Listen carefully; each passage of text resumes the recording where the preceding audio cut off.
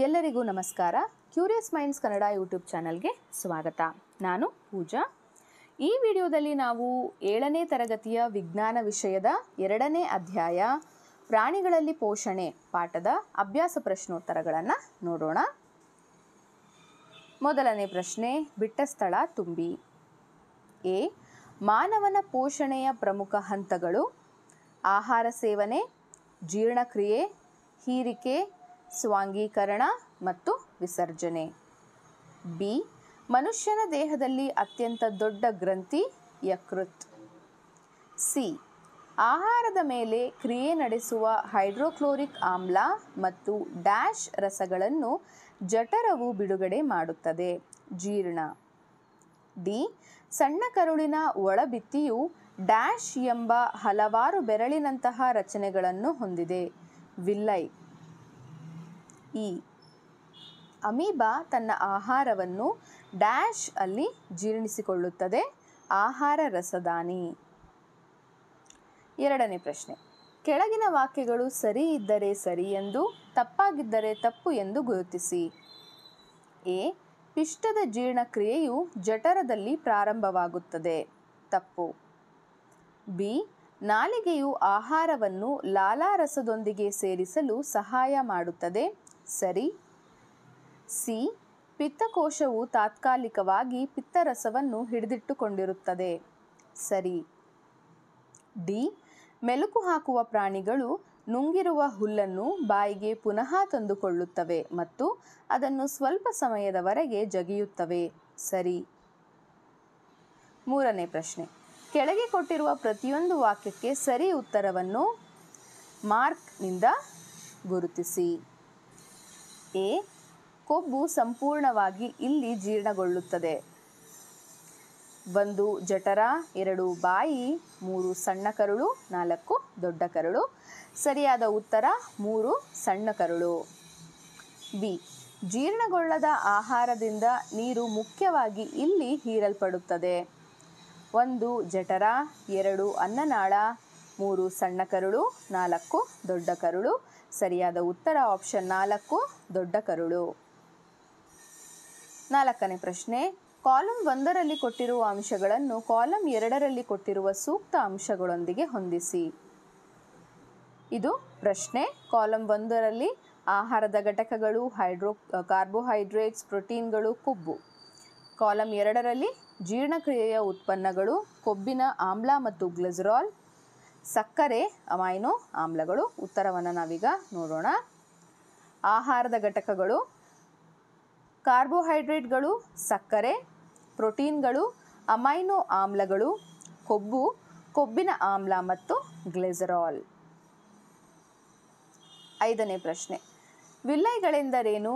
ಅವುಗಳು ಎಲ್ಲಿವೆ ಮತ್ತು ಅವುಗಳ ಕಾರ್ಯವೇನು?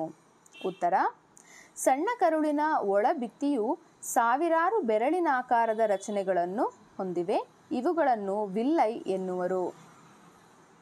ಜೀರ್ಣಗೊಂಡ ಆಹಾರವನ್ನು ಹೀರಿಕೆ ಮಾಡಬಲ್ಲ ಮೇಲ್ಮೈಯ ವಿಸ್ತೀರ್ಣವನ್ನು ಹೆಚ್ಚಿಸುವುದು ವಿಲ್ಲೈಗಳ ಕಾರ್ಯ. 6ನೇ ಪ್ರಶ್ನೆ, ಪಿತ್ತರಸವು ಎಲ್ಲಿ ಉತ್ಪತ್ತಿಯಾಗುತ್ತದೆ? ಆಹಾರದ ಯಾವ ಘಟಕವನ್ನು ಜೀರ್ಣಿಸಲು ಅದು ಸಹಾಯ ಮಾಡುತ್ತದೆ? ಉತ್ತರ: ಪಿತ್ತರಸವು ಯಕೃತ್ನಲ್ಲಿ ಉತ್ಪತ್ತಿಯಾಗುತ್ತದೆ. ಪಿತ್ತರಸವು ಕೊಬ್ಬಿನ ಜೀರ್ಣಕ್ರಿಯೆಯಲ್ಲಿ ಸಹಾಯ ಮಾಡುತ್ತದೆ. 7ನೇ ಪ್ರಶ್ನೆ, ಮನುಷ್ಯರಿಂದ ಜೀರ್ಣಿಸಲು ಆಗದ ಆದರೆ ಮೆಲಕು ಹಾಕುವ ಪ್ರಾಣಿಗಳಿಂದ ಜೀರ್ಣಿಸಲಾಗುವ ಕಾರ್ಬೋಹೈಡ್ರೇಟ್ನ ವಿಧವನ್ನು ಹೆಸರಿಸಿ. ಇದಕ್ಕೆ ಕಾರಣವೇನೆಂಬುದನ್ನು ತಿಳಿಸಿ.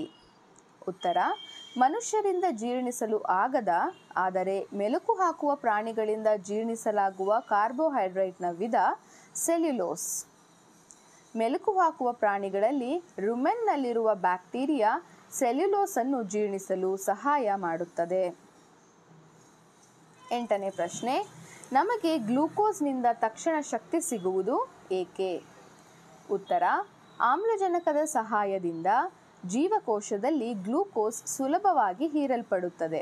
ಇದು ಎಲ್ಲ ಜೀವಿಗಳಿಗೆ ತ್ವರಿತ ಶಕ್ತಿಯನ್ನು ನೀಡುತ್ತದೆ. ಗ್ಲೂಕೋಸ್ಗೆ ಜೀರ್ಣಕ್ರಿಯೆಯ ಅಗತ್ಯವಿಲ್ಲ, ಏಕೆಂದರೆ ಅದು ನೇರವಾಗಿ ರಕ್ತಕ್ಕೆ ಸೇರಿಕೊಳ್ಳುತ್ತದೆ. 9ನೇ ಪ್ರಶ್ನೆ, ಜೀರ್ಣನಾಳದ ಯಾವ ಭಾಗವು ಇದರಲ್ಲಿ ಭಾಗಿಯಾಗಿದೆ? 1. ಆಹಾರ ಹೀರಿಕೆ ಸಣ್ಣ ಕರುಳು. 2. ಆಹಾರವನ್ನು ಜಗಿಯುವುದು ಬಾಯಿ.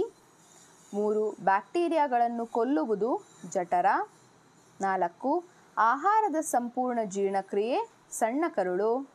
5. ಮಲ ಉತ್ಪತ್ತಿ ದೊಡ್ಡ ಕರುಳು. 10ನೇ ಪ್ರಶ್ನೆ, ಪೋಷಣೆಯಲ್ಲಿ ಮನುಷ್ಯ ಹಾಗೂ ಅಮೀಬಾಗಿರುವ ಒಂದು ಹೋಲಿಕೆ ಮತ್ತು ಒಂದು ವ್ಯತ್ಯಾಸವನ್ನು ಬರೆಯಿರಿ. ಉತ್ತರ: ಹೋಲಿಕೆ. ಅಮೀಬಾದಲ್ಲಿನ ಜೀರ್ಣಕಾರಿ ರಸವನ್ನು ಸ್ರವಿಸಲು ಆಹಾರ ನಿರ್ವಾತದ ಸಹಾಯ ಪಡೆಯುತ್ತದೆ ಮತ್ತು ಮಾನವರಲ್ಲಿ ಜೀರ್ಣಕಾರಿ ರಸವನ್ನು ಸ್ರವಿಸಲು ಜಠರ ಮತ್ತು ಸಣ್ಣ ಕರುಳು ಸಹಾಯ ಮಾಡುತ್ತವೆ. ವ್ಯತ್ಯಾಸ: ಅಮೀಬಾಗೆ ಆಹಾರವನ್ನು ಸೆರೆಹಿಡಿಯಲು ಮತ್ತು ಅದನ್ನು ಆವರಿಸಿಕೊಳ್ಳಲು ಮಿಥ್ಯಪಾದ ಸಹಾಯ ಮಾಡುತ್ತವೆ. ಮಾನವರಿಗೆ ಆಹಾರವನ್ನು ತೆಗೆದುಕೊಳ್ಳಲು ಬಾಯಿ ಸಹಾಯ ಮಾಡುತ್ತದೆ. 11ನೇ ಪ್ರಶ್ನೆ, ಕಾಲಂ 1ರಲ್ಲಿರುವ ಅಂಶಗಳನ್ನು ಕಾಲಂ 2ರ ಸೂಕ್ತ ಅಂಶಗಳೊಂದಿಗೆ ಹೊಂದಿಸಿ.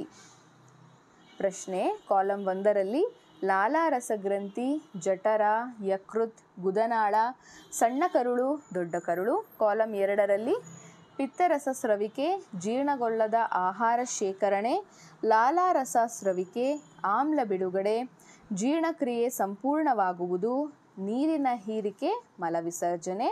ಸರಿಯಾದ ಉತ್ತರವನ್ನು ನಾವೀಗ ನೋಡೋಣ. ಲಾಲಾರಸಗ್ರಂಥಿ ಲಾಲಾರಸ ಸ್ರವಿಕೆ, ಜಠರ ಆಮ್ಲ ಬಿಡುಗಡೆ, ಯಕೃತ್ ಪಿತ್ತರಸ ಸ್ರವಿಕೆ, ಗುದನಾಳ ಜೀರ್ಣಗೊಳ್ಳದ ಆಹಾರ ಶೇಖರಣೆ, ಸಣ್ಣ ಕರುಳು ಜೀರ್ಣಕ್ರಿಯೆ ಸಂಪೂರ್ಣವಾಗುವುದು, ದೊಡ್ಡ ಕರುಳು ನೀರಿನ ಹೀರಿಕೆ. 12ನೇ ಪ್ರಶ್ನೆ, ಚಿತ್ರ 2.11ರ ಜೀರ್ಣಾಂಗ ವ್ಯವಸ್ಥೆಯ ಭಾಗಗಳನ್ನು ಗುರುತಿಸಿ. ಇದು ನಿಮ್ಮ ಪಠ್ಯಪುಸ್ತಕದಲ್ಲಿ ನೀಡಿರುವಂತಹ ಚಿತ್ರ. ನಾವೀಗ ಭಾಗಗಳನ್ನ ನೋಡೋಣ. ಮೊದಲನೆಯದು ಪಿತ್ತಕೋಶ, ನಂತರ ಜಠರ,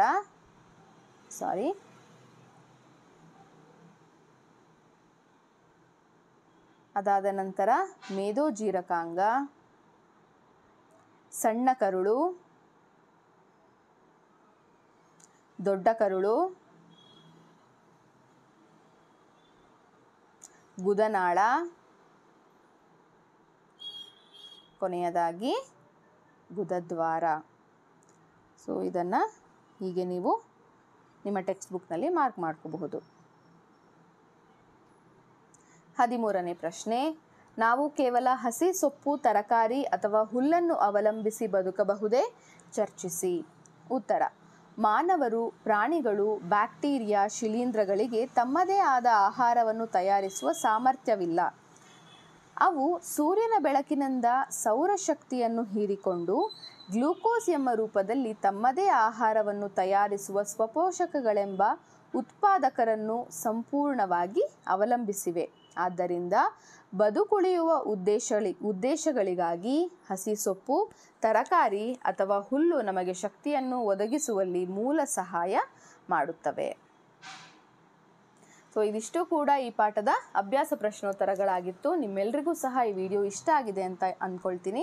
ಇಷ್ಟ ಆಗಿದ್ರೆ ಲೈಕ್ ಮಾಡಿ, ಇನ್ನೂ ಹಲವಾರು ಜನರಿಗೆ ಇದು ಉಪಯೋಗ ಆಗುತ್ತೆ ಅನ್ನೋದಾದರೆ ಶೇರ್ ಮಾಡಿ. ನಮ್ಮ ಚಾನೆಲ್ನ ನೀವಿನ್ನೂ ಸಬ್ಸ್ಕ್ರೈಬ್ ಮಾಡ್ಕೊಂಡಿಲ್ಲ ಅಂದರೆ ದಯವಿಟ್ಟು ಸಬ್ಸ್ಕ್ರೈಬ್ ಮಾಡ್ಕೊಳ್ಳಿ ಅಂತ ಹೇಳ್ತಾ ಧನ್ಯವಾದಗಳು.